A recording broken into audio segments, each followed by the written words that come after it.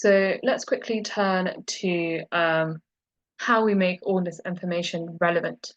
So we spoke about music being an integral word in the first video for answering this question. And I hope now from this video you've seen that music is really important. It's had various philosophers discuss it, initially not considering it as particularly significant, except for how it affects our emotions. We've also looked at how music was significant in a religious context, but also how music is difficult because it's individually perceived, like Hegel was saying.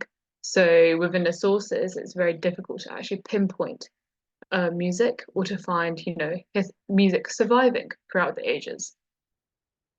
And to make this relevant, I think you could say, this is such a slippery concept, but it's significant and it has power and it's something that needs to be studied within a historical context, much like Champion and Stanion were saying in 2019.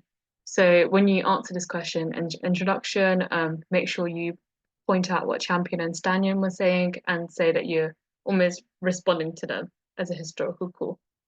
So I hope that is helpful and feel free to pause the video and go back to it at times because a lot of it has been complex theoretical discussion. But at the same time, hope it's I hope some of my questions have made you think more individually and in your own terms about the terms of the question.